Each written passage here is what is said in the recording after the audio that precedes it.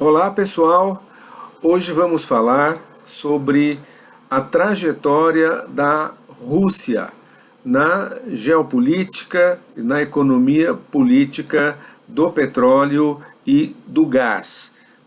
Para essa aula eu vou me valer principalmente do trabalho do meu colega Giorgio Romano Schutzim, professor aqui da UFABC, que é um especialista em assuntos de energia na Rússia, em particular do assunto que o professor Giorgio publicou no site, numa revista e disponível no site do IPEA, do Instituto de Pesquisa Econômica Aplicada.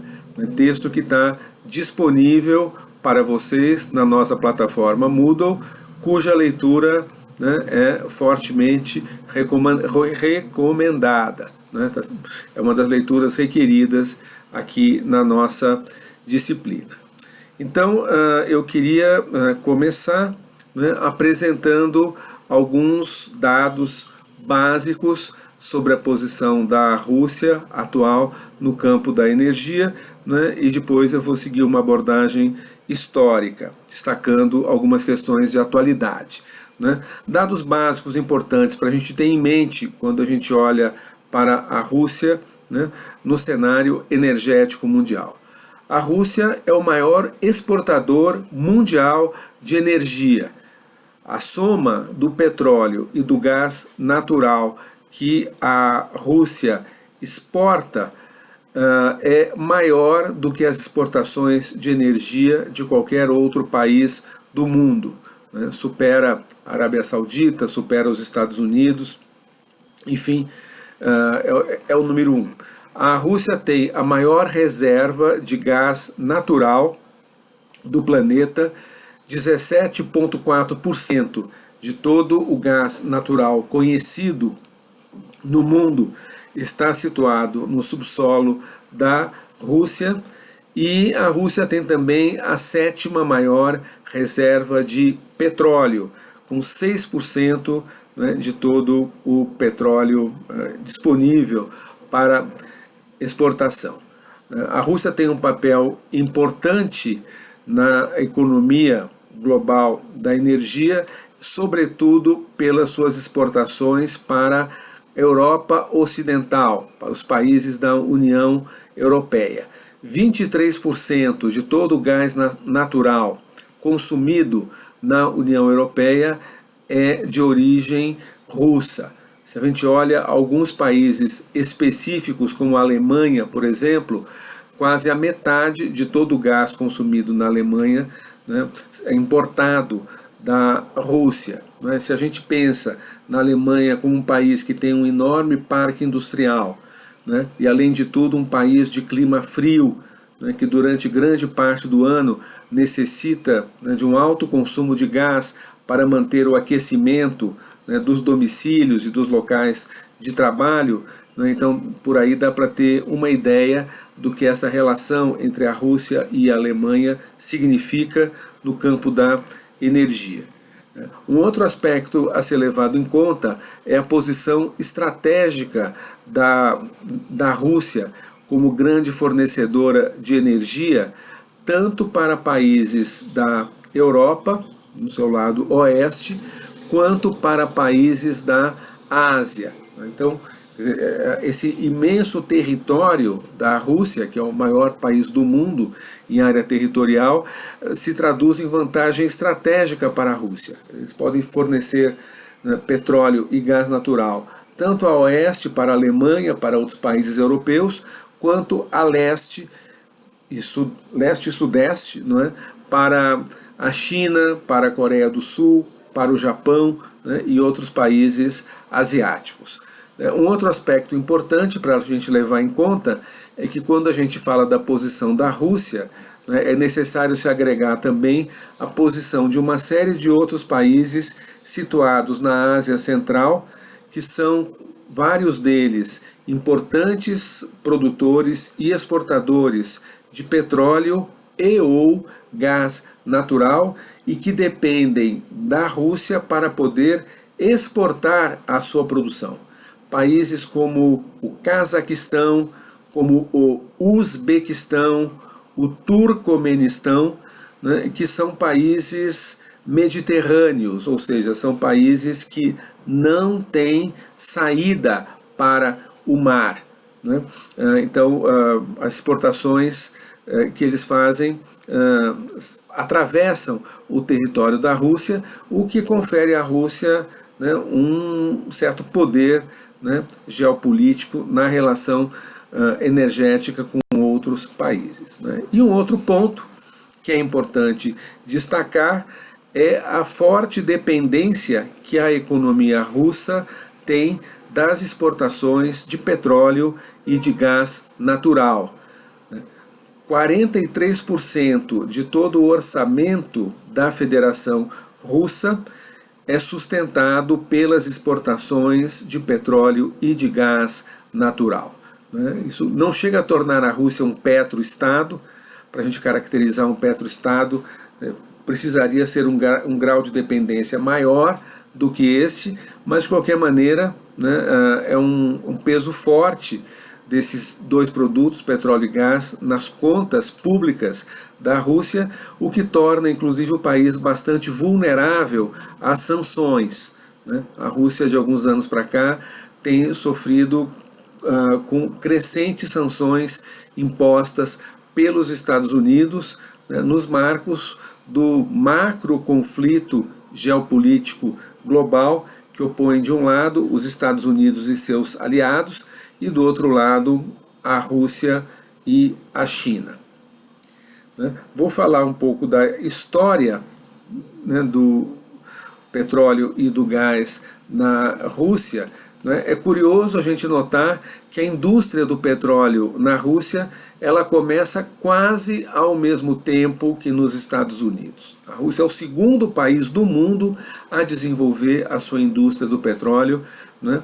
Poucos anos depois da perfuração do primeiro poço de petróleo nos Estados Unidos, os russos já estavam fazendo o mesmo na região de Baku, ao sul da Rússia, do Império Russo, na época, uma região que hoje pertence ao Azerbaijão, que hoje é um país independente, né, porém durante o período do Império Russo e também durante o período da União Soviética, né, estavam incorporados, né, ao Estado russo, soviético, enfim, né, governado a partir de Moscou.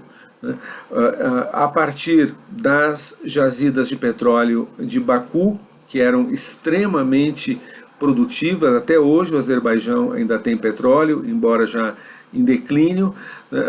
Com o petróleo de Baku se garantia, por exemplo, a iluminação pública das cidades de Moscou e de São Petersburgo, que são as duas maiores cidades russas.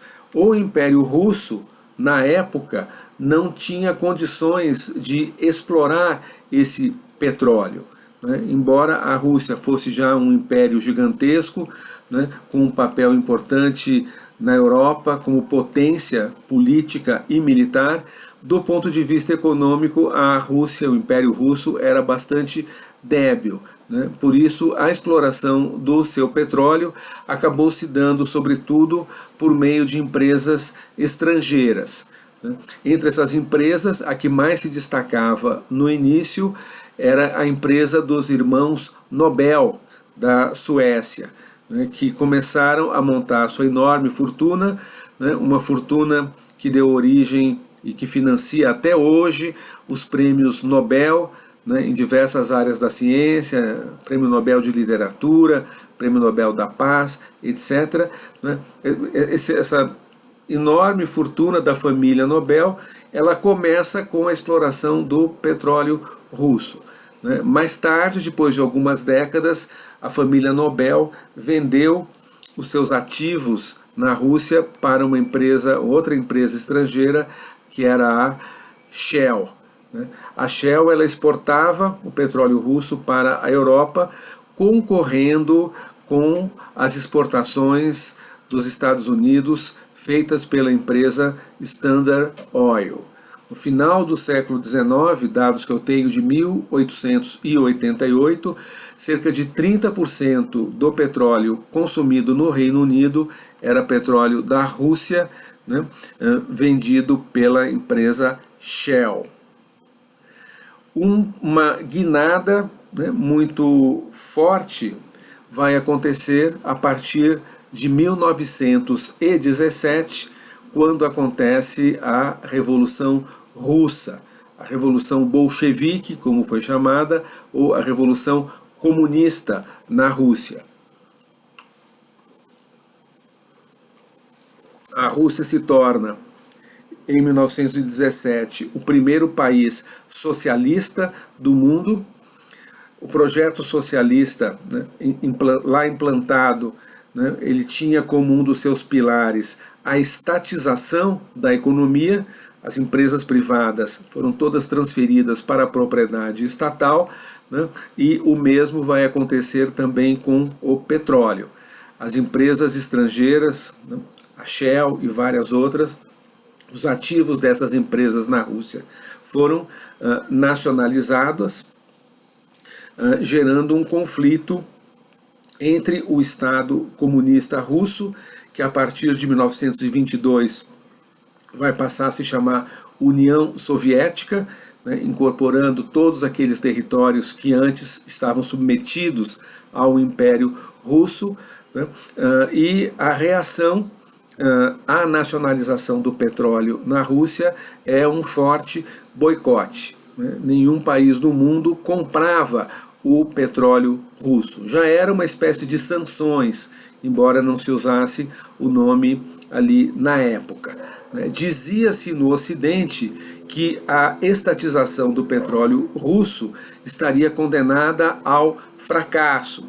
Eles diziam, aqueles comunistas nunca que vão conseguir fazer produzir, né, as empresas que antes estavam nas mãos da Shell e de outras empresas do Ocidente. Né. Como aconteceu sempre em todos os lugares, esse tipo de profecia fracassou.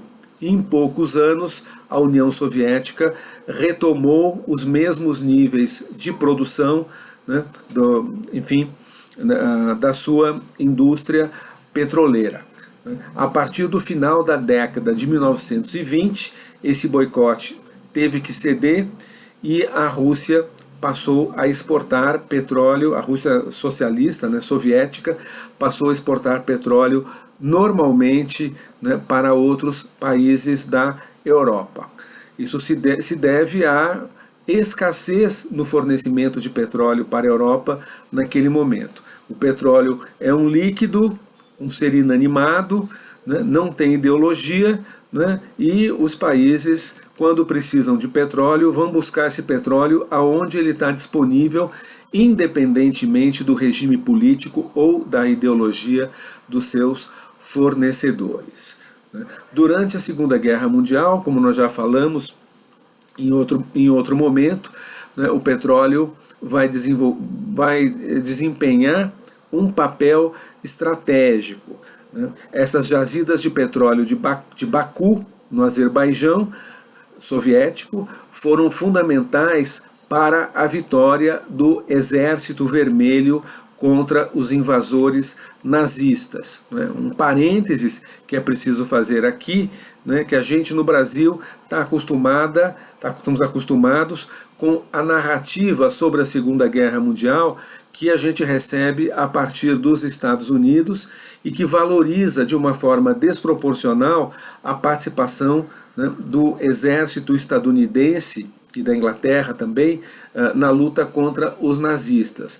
Mas é importante dizer que a força fundamental para a derrota da Alemanha nazista na Segunda Guerra Mundial foi a União Soviética. Para vocês terem uma ideia, né, no período final da guerra, nos últimos dois anos, 1943 a 1945, mais de 70% das forças armadas da Alemanha nazista estavam mobilizadas na chamada Frente Oriental, ou seja, na União Soviética, onde eles foram derrotados pelo Exército Vermelho. E o petróleo, O suprimento de petróleo para o Exército Vermelho foi fundamental no momento em que, do outro lado, né, os nazistas sofriam justamente da carência de combustível para manter em operação o seu enorme dispositivo militar. Depois da Segunda Guerra Mundial, a indústria do petróleo na União Soviética passa por uma grande expansão. São descobertas novas áreas produtoras, além da região de Baku, né, inicialmente dentro do território europeu da Rússia, entre o rio Volga e os montes Urais, e mais tarde, depois de 1970, ocorrem grandes descobertas de petróleo e de gás natural na Sibéria Ocidental, mais próxima, portanto, da Europa do que da Ásia. O choque do petróleo em 1973, que ocorre, né, sem a mínima participação da União Soviética. A União Soviética assistiu de camarote ao choque do petróleo, né, ao forte impacto da elevação radical dos preços do petróleo imposta pela OPEP. Né. A União Soviética ela pega carona nesses aumentos de preço, né, e passa a auferir lucros cada vez maiores com as exportações de petróleo.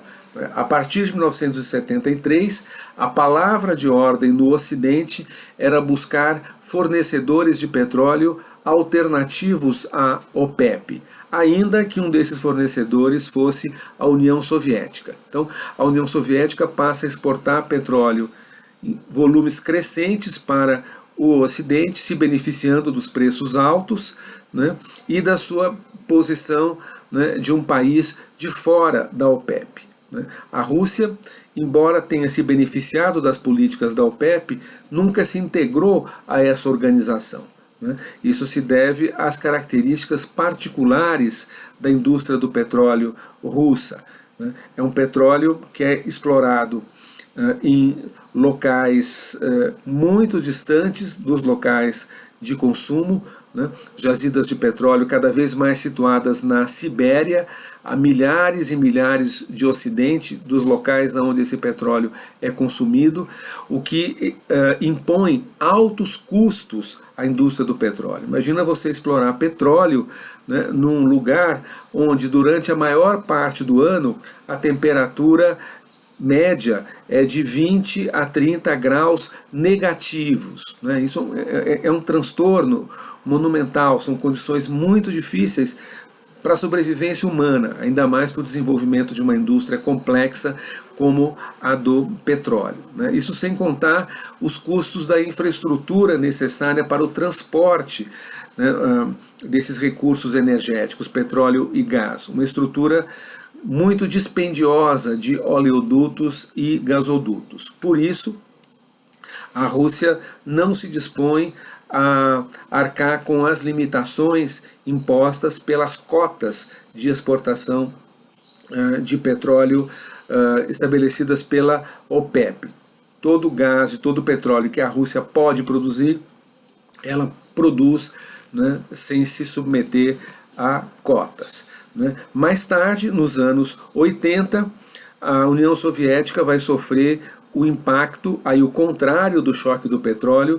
Nos anos 80 vem o contra-choque do petróleo. O que foi o contra-choque do petróleo? A gente vai falar sobre isso numa outra aula também, mas foi um momento em que os preços do petróleo eles desabam, né? Eles caem para patamares muito baixos, né, em função da superoferta de petróleo no mundo, né, e da recessão econômica, né, que vai marcar a economia mundial nos anos 80. Né. Esse contra-choque do petróleo ele priva a União Soviética de recursos financeiros fundamentais, né, para manter o papel da União Soviética na corrida armamentista. É um período em que o governo Reagan dos Estados Unidos acelera a competição militar com a União Soviética, a corrida armamentista, os Estados Unidos fabricando cada vez mais armas, cada vez mais mísseis nucleares, um projeto um escudo antimísseis, o chamado Guerra nas Estrelas, né, de tal maneira que a União Soviética, para acompanhar o armamento dos Estados Unidos, é obrigada a despender recursos cada vez maiores em armas, em prejuízo do bem-estar da sua população, o que vai gerar um desgaste político, uma perda de legitimidade do poder soviético, que acaba, né, desaguando na crise na segunda metade dos anos 80, que vai marcar o período Gorbachev, né, que ao tentar solucionar problemas estruturais na economia soviética, acaba agravando ainda mais essa crise, o que resulta no fim da União Soviética e do regime dito socialista em 1991. Então, a Rússia então entra numa nova fase nos anos 90, né? Há uma transição econômica, né? Uma transição do socialismo burocrático, que vigia até então, né, para o capitalismo, e o capitalismo que se instala na Rússia, no governo do Boris Yeltsin, né, que governou a Rússia pós-soviética durante os primeiros 9 anos, né, após o fim da União Soviética, um governante fortemente apoiado pelos Estados Unidos e que entrou para a história, né, da Rússia pela sua incompetência. Um governante totalmente servil aos interesses dos Estados Unidos e de uma incapacidade inacreditável. Um sujeito que passou a maior parte do seu tempo de governo completamente bêbado. Boris Yeltsin. Durante o período do Yeltsin, ocorre a privatização da indústria do petróleo e do gás, né, na ex-União Soviética. Essa privatização ela vai acompanhar o que foi a privatização, né, de toda a economia soviética, né. Ela se deu sem a menor transparência, né, de uma forma que a palavra mais amena que a gente pode utilizar para caracterizar o que foi essa transição, né, na ex-União Soviética é a pilhagem, o saqueio, uma transferência maciça de riqueza, né, de empresas, né, de reservas de recursos naturais, de infraestrutura, de tudo que se possa imaginar que tenha valor econômico, da propriedade pública para a propriedade privada, né, de uma forma totalmente corrupta e ilegal, né? Quer dizer, o maior processo de roubo e pilhagem em toda a história da humanidade é o que ocorre na década de 90 na ex-União Soviética. No caso do petróleo e do gás, que nos interessa aqui, essa privatização ela vai se dar em benefício de um pequeno grupo privilegiado, um pequeno grupo de espertalhões que se tornam donos, né, de todo aquele parque industrial gigantesco de petróleo e gás, que são os chamados oligarcas, ou os oligarcas do petróleo, porque haviam também oligarcas em outros setores da indústria. Né? Quem são esses oligarcas? Né? São pessoas de duas origens. Uma parte deles, a maioria, são antigos altos burocratas do Partido Comunista, altos funcionários do governo soviético, que conseguiram, através de uma série de subterfúgios, de meios ilegais e imorais, transferir para sua propriedade privada aquilo que antes era propriedade pública. Diretores de empresas públicas que em 1 ou 2 anos, através de todo um conjunto de trapaças, o texto do professor Giorgio explica, né, bastante sobre como se deu esse processo, né, os antigos gerentes de empresas estatais, em 2 ou 3 anos, se tornam proprietários privados daquelas mesmas empresas. Né, e um outro grupo que vai entrar nesse negócio do petróleo são originários do crime organizado na antiga União Soviética.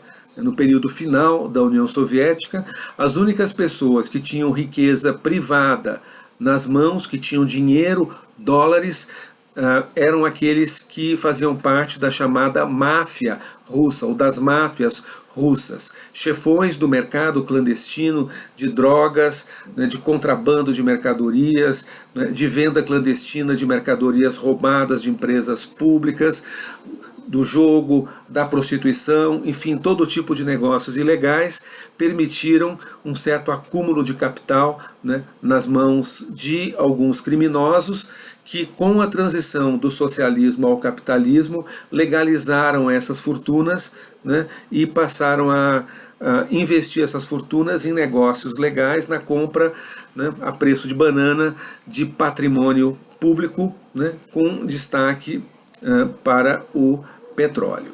Né? Esse processo de privatização selvagem na Rússia, né, eu não vou entrar aqui em detalhes por uma questão de tempo, eu recomendo fortemente que vocês leiam o texto do professor Giorgio, né, ele conta muito bem como se formaram empresas privadas de petróleo na Rússia capitalista.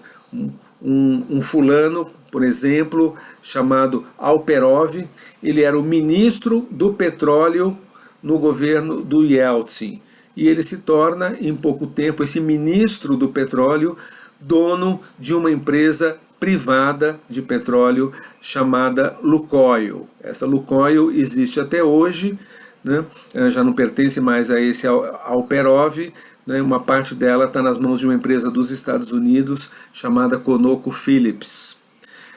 O maior escândalo de todos foi a formação de outra empresa chamada Yukos, né? Um outro desses oligarcas chamado Mikhail Khodorkovsky, né? Ele compra um pedaço gigantesco da empresa estatal de petróleo Rosneft, né, por uma determinada quantia, 390 milhões de dólares, né, e um pouco mais tarde descobre-se que aquela empresa que ele comprou por 390 milhões, ela valia na realidade 15 bilhões de dólares, o que torna o Khodorkovsky o homem mais rico da Rússia naquele período. Né. Um outro escândalo diz respeito à formação da Gazprom, né, que hoje é uma empresa de maioria estatal, e é a maior empresa de gás natural do mundo e uma das maiores empresas de petróleo. A Gazprom tem a sua origem no antigo Ministério do Gás na União Soviética, né, e ela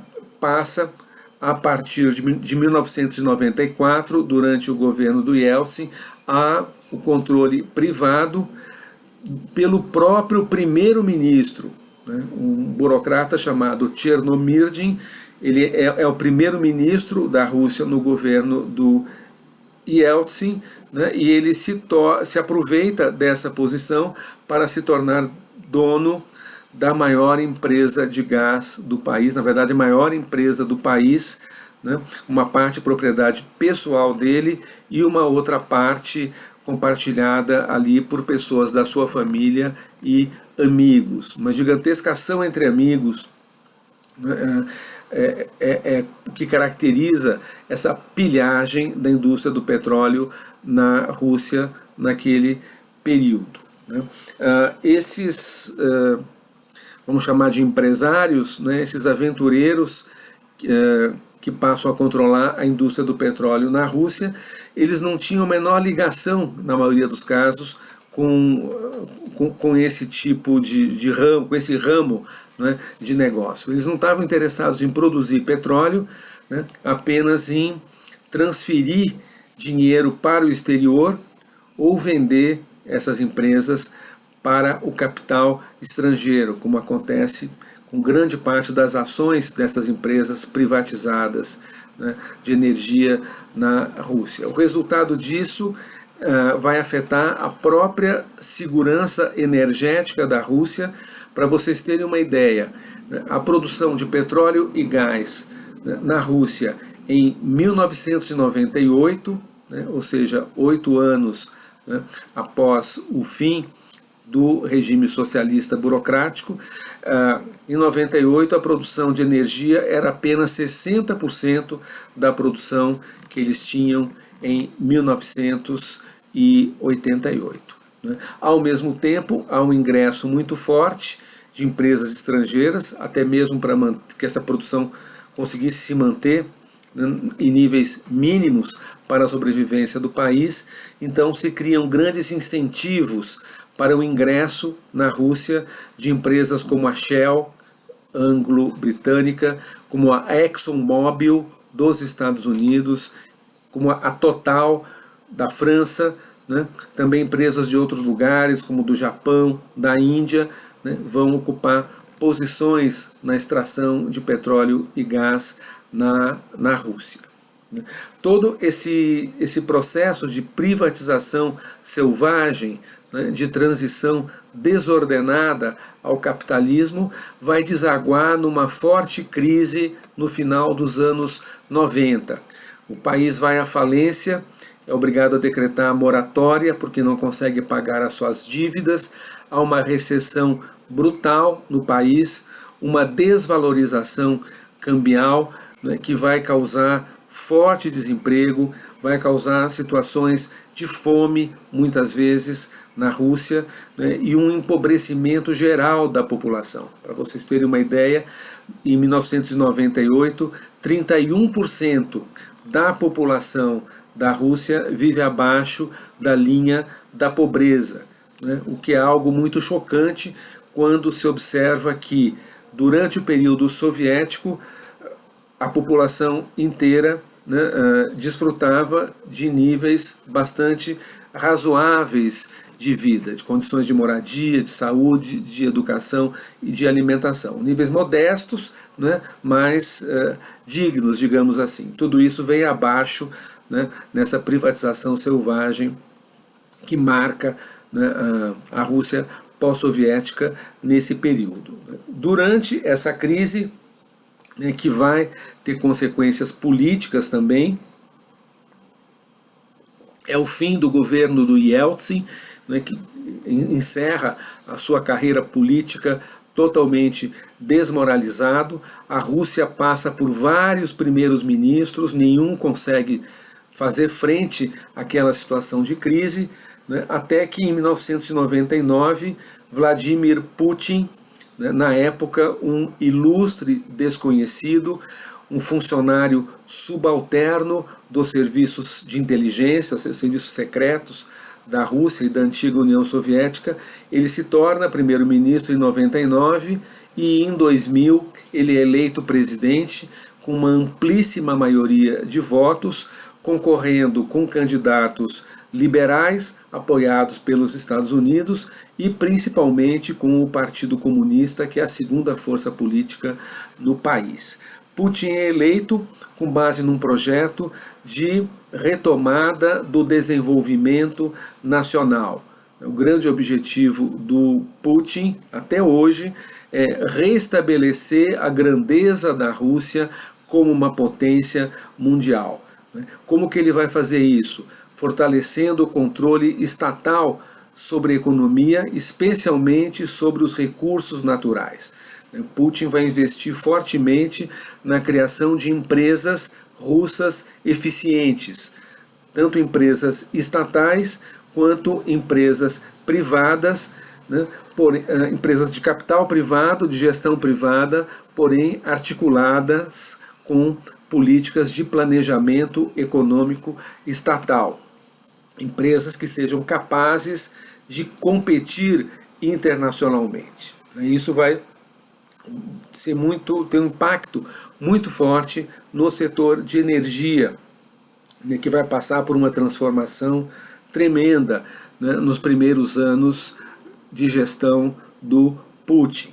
Primeiros anos em que ele, entre outras coisas, consegue recuperar a saúde financeira do país, né? Ele vai combater a sonegação de impostos, vai combater a evasão de divisas, né? Controlando, né, as finanças, né, do país ali com mão de ferro, né? Mandando para a cadeia, né, aqueles que não acatam as determinações do Estado, né. A própria corrupção, né, que era generalizada, né, quando Putin assume o governo, né, ela é manipulada pelo governo a partir dos seus próprios interesses. Ou seja, aqueles empresários que não se submetem às diretrizes estatais, eles são presos por corrupção e com amplas provas, não é preciso inventar nada. Porém, aqueles empresários que aceitam, né, ali o comando do Putin, em relação a esses há uma certa tolerância, né? Graças a isso, Putin consegue implantar o seu controle sobre o setor privado, né? E aí ele parte então para recuperar o controle estatal sobre o setor de energia, né? O Estado russo recompra ações da Gazprom, que é a maior empresa de gás, né? Amplia para mais de 50% a sua parcela no capital acionário da Gazprom, que se torna então, né, uma empresa de controle estatal. Aquela outra empresa, Yukos, né, daquele oligarca Khodorkovsky, né, essa empresa sofre intervenção, é incorporada pelo Estado, né, e esse oligarca Khodorkovsky, ele é preso e condenado a 8 anos de prisão. Há um forte impacto na prisão do Khodorkovsky. Uma coisa impressionante, quando isso acontece, a mídia ocidental inteira se solidariza com Khodorkovsky, que era um bandido, um pior corrupto da Rússia, mas ele é tratado como um herói pela mídia ocidental, porque ele estava, quando ele é preso, justamente negociando a venda da Yukos, empresa que ele montou por meios ilegais. Ele estava se preparando para vender, né, aquele patrimônio de petróleo e de gás para a Exxon e para a Chevron, que eram 2 empresas dos Estados Unidos. Pois mais tarde esse Khodorkovsky foi perdoado, hoje ele está em liberdade depois de cumprir vários anos de cadeia, né? O Putin, ele impõe novas regras ao setor de energia. Ele tem um forte interesse em manter a colaboração com o capital estrangeiro. Ele não quer que as empresas estrangeiras vão embora. Ele quer a Exxon, a BP, a Total, né, a Shell, enfim, as grandes transnacionais operando dentro do território russo, mas sob o controle do Estado russo, né? E a regra então que o Putin vai impor é que qualquer projeto de exploração de petróleo e gás deve ter um mínimo de 51% de participação das empresas de capital russo. Ele vai pressionar as empresas estrangeiras a se submeterem às novas regras e ele tem sucesso. Por exemplo, a Shell, que estava e está desenvolvendo um projeto enorme de exploração de petróleo e do gás no extremo oriente russo, na região de Sakhalina, né, no leste da Sibéria. Ela aceita vender uma parte das suas ações para que a Gazprom se torne sua sócia com 51% das ações. Da mesma forma, a BP, antiga British Petroleum, né, vende 63% do empreendimento que ela tem na Sibéria Oriental para a Gazprom. Pergunta: por que essas empresas ocidentais elas se submeteram às imposições do governo Putin, imposições que lhes traziam perdas, em particular a perda do controle da operação do negócio? Essas empresas elas aceitam porque existe muito petróleo e gás na Rússia. E o grande problema das empresas ocidentais, das transnacionais, é justamente a pobreza do seu patrimônio em reservas de petróleo e de gás. Eles têm muito dinheiro, têm muita tecnologia, operam em mais de 100 países do mundo, né? No entanto, ali petróleo e gás mesmo, garantido, né, debaixo do chão, sob o controle dessas empresas, isso falta, né? Então eles precisam operar né, em lugares do mundo onde essas reservas estão situadas, né, negociar com esses governos e, muitos casos, tendo que aceitar as regras impostas por esses governos, quando esses governos têm força para isso, como é, evidentemente, o caso do governo Putin na Rússia. Por outro lado, né, o Putin precisa dessas empresas, porque essas empresas elas detêm a tecnologia mais avançada.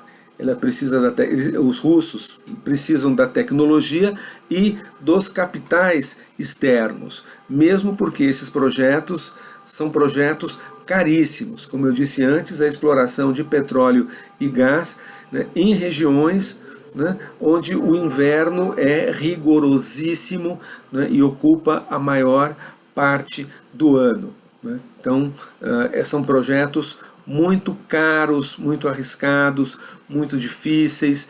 Durante uma boa parte do ano, a produção de petróleo e de gás precisa ser paralisada porque o frio é muito intenso. Então, essa colaboração entre as empresas russas e as empresas estrangeiras é vital para que a Rússia continue produzindo, né, nesses locais, né. Outros aspectos que eu queria abordar sobre energia na Rússia, a sua relação com os mercados externos, né. Eu já mencionei, né, a Rússia tem uma relação de interdependência com a União Europeia no campo da energia. A Rússia fornece 23% atualmente do gás consumido na Europa Ocidental, né, e o dinheiro, né, dessa venda de gás é fundamental, né, para que a economia russa continue funcionando, né. Por que os europeus recorrem ao gás russo? Por 3 motivos. Primeiro, pela confiabilidade desses suprimentos. Desde os tempos da União Soviética que é feito esse fornecimento. Durante os anos 80, a União Soviética fez um acordo com a Alemanha Ocidental para a construção de um gigantesco gasoduto, é o maior gasoduto do mundo, que vai das reservas de Orengói, na Sibéria Ocidental, até a Alemanha, transportando gás. Na Alemanha Ocidental, porque quando esse acordo foi feito, ainda haviam 2 Alemanhas, eram os tempos da Guerra Fria. Os alemães investiram muito nesse projeto, em primeiro lugar, e sobretudo porque eles precisavam desses suprimentos de gás soviético, e também como uma jogada política na época. A Alemanha, os dirigentes da Alemanha Ocidental acreditavam que, ampliando a cooperação econômica com a União Soviética, estreitando os vínculos comerciais, né, no caso através da venda e compra de gás natural, que isso fosse um fator favorável à paz, né, aumentando a ideia, né, que é uma ideia muito da corrente institucionalista liberal, né, que o estreitamento das relações econômicas aumenta os custos do conflito, os custos da guerra, favorecendo, portanto, a paz, né? Então, essa é a marca da política alemã em relação à União Soviética e hoje em relação à Rússia, né? O fato é que, desde os anos 80, quando foi construído esse gasoduto, até hoje, nunca houve problema. A ideia de que os russos vão se aproveitar da dependência da Alemanha em relação às importações de energia para influenciar politicamente sobre a Alemanha, essa ideia até hoje nunca passou de um espantalho que é agitado pelos Estados Unidos, que nunca gostaram dessa ideia, porque na realidade, né, o efeito político dessa ligação comercial entre a Alemanha e a União Soviética no passado e a Rússia hoje é um enfraquecimento da influência dos Estados Unidos sobre a Alemanha. Então é um jogo triangular ali, bastante complexo, entre Estados Unidos, Alemanha e Rússia. né? Os alemães, eles também recorrem prioritariamente ao gás russo para terem uma alternativa aos suprimentos de energia do Oriente Médio. Um Oriente Médio sempre sujeito à instabilidade política, a guerras, né? E depois, a partir dos anos 90, né, também sujeito à praga do terrorismo. E os alemães acreditam que os russos jamais vão colocar em risco essa relação de confiança, né, entre fornecedor e consumidor de gás, porque eles precisam muito do dinheiro, né, que eles recebem pela venda desses suprimentos energéticos, né. Mas problemas existem nessa relação. Um problema que se manifestou, né, a partir da primeira década, né, do atual milênio, na década de 2000, os problemas que envolvem a Ucrânia, né. A Ucrânia tem hoje um governo anti-russo, governo totalmente pró-ocidental, né. Esse governo tem seus antecedentes em governos que foram implantados na Ucrânia a partir de 2000 aproximadamente, governos que entraram em vários momentos em crise, em conflito político com a Rússia, né. Em 2006, né, eclode um conflito sério entre a Rússia e a Ucrânia, né, e a consequência desse conflito é que a Rússia suspendeu as exportações de gás natural para a Ucrânia, a partir de uma divergência sobre os preços. Ocorre que, na época, 80% do gás que era vendido pela Rússia para os mercados europeus atravessava o território ucraniano, situado bem ali na rota de passagem dos gasodutos que vêm da Rússia, atravessam a Ucrânia, depois atravessam a Polônia para chegar finalmente à Alemanha, onde está o seu principal mercado, depois a Áustria e vários outros países que recebem esse gás russo. O que os ucranianos fizeram, o governo ucraniano, ao se verem privados do gás natural, que era e é a sua principal fonte de energia? Eles simplesmente desviaram para o seu consumo próprio uma parte do gás que ia para a Alemanha. Resultado, os alemães tiveram que baixar a temperatura do seu aquecimento doméstico, a indústria alemã foi prejudicada em pleno inverno, gerando uma tremenda crise energética. Como que se encontrou uma solução para esse problema, para garantir a segurança energética dos alemães, né, diante do risco de novos incidentes, né, como esse envolvendo a Ucrânia?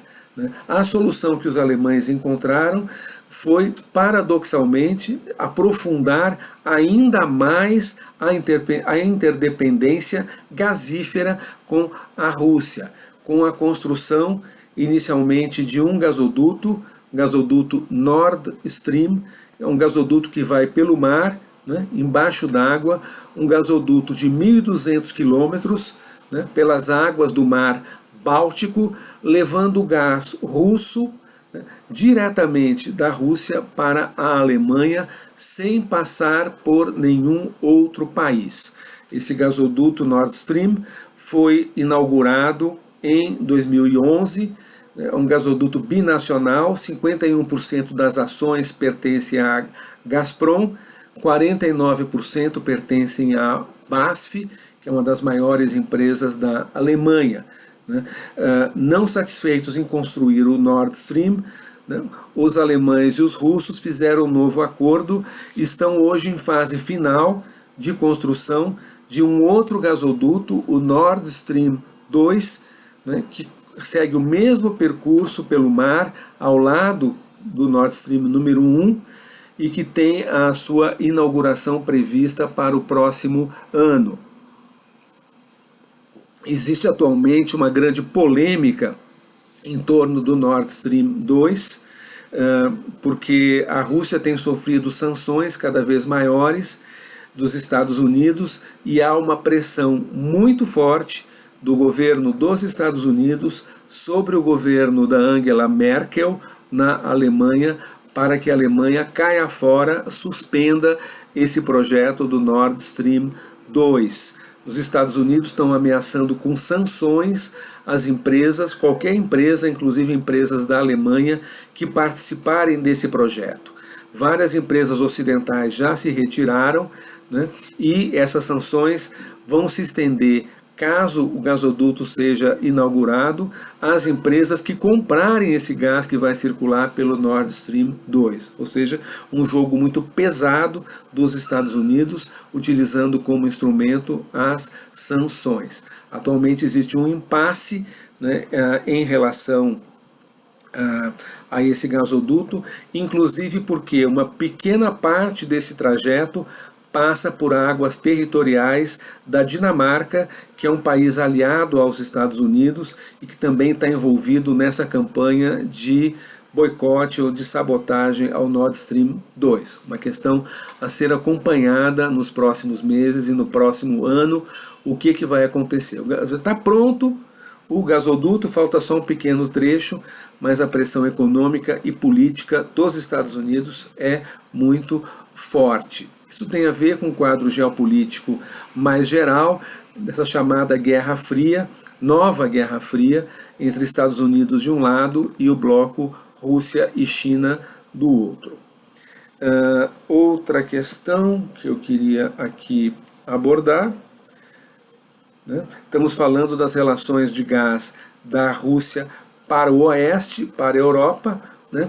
É importante mencionar que para o lado oposto, é até uma forma de compensar as dificuldades que a Rússia está enfrentando nos seus negócios com o Ocidente, com a União Europeia. Do lado oposto, do lado do Oriente, ocorre o contrário. Ocorre, né, um estreitamento cada vez dos laços da Rússia com a China. Em 2014 foi assinado um contrato bilionário, são 400 bilhões de dólares, para a construção de uma rede de gasodutos para exportação de gás russo para a China. Contrato entre a Gazprom, pelo lado russo, e a empresa estatal chinesa CNPC, uma das empresas estatais de petróleo da China, né, para a importação desse gás. É um acordo estratégico de grandes proporções, né, que se completa com a ampliação, né, das exportações de gás natural da Rússia para o Japão e para a Coreia. Para esses dois países, o gás russo é uma alternativa bastante interessante, por ser muito mais barato do que o gás natural liquefeito, né, ao qual esses dois países têm recorrido no mercado internacional, uma vez que nem a Coreia e nem o Japão, que são, juntamente com a China e com Taiwan, as grandes potências industriais da região, né, mas que são países que não possuem reservas significativas de energia. Com exceção da China, que produz muito petróleo, também gás, mas que consome muito mais do que produz, e, portanto, tem que recorrer ao mercado internacional para se abastecer, né? Para finalizar, né, é importante dizer que a Rússia tem enfrentado, né, nos últimos anos, especialmente a partir de 2014, sérios problemas, né, relacionados com energia, em consequência da baixa dos preços do petróleo. Grande colapso dos preços em 2014, agora recentemente um novo colapso dos preços associado à Covid-19 tem afetado muito fortemente a economia da Rússia. Para agravar ainda mais a situação, existem as sanções econômicas que limitam o acesso da Rússia aos capitais e à tecnologia que eles precisam para desenvolver o seu setor energético. A Rússia vive uma situação de crise fiscal, né, de carência de recursos financeiros da parte do governo, que limita os investimentos estatais. E aqueles investimentos privados que eles poderiam receber através de empresas transnacionais que operam, né, em território russo, esses investimentos eles também estão bloqueados em função das sanções, né? Então, né, o grande desafio, né, que a Rússia tem, né, que é o desafio de recuperar sua capacidade industrial, né, e para isso eles precisam muito do setor energético, né, é um desafio muito difícil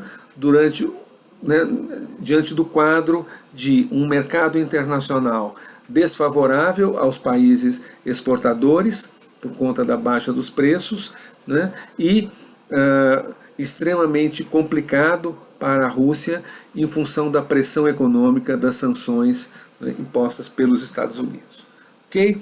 Então eu paro por aqui, né, recomendo a vocês que leiam, né, os textos sobre o assunto que estão disponíveis na plataforma. Então, um abraço a todos, espero que vocês tenham tirado proveito dessa aula, né, aqui sobre a posição da Rússia na geopolítica global da energia. E eu paro por aqui.